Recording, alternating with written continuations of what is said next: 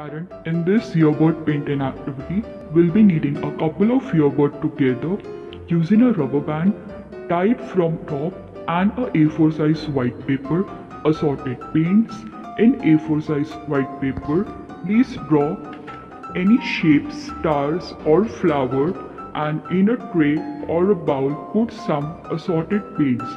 And now we'll dip a earbud bunch in paints and dab it on a drawn paper.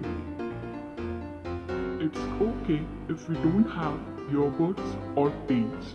We can also use 3 or 4 mastic with cotton rolled on top and tied in a bunch together.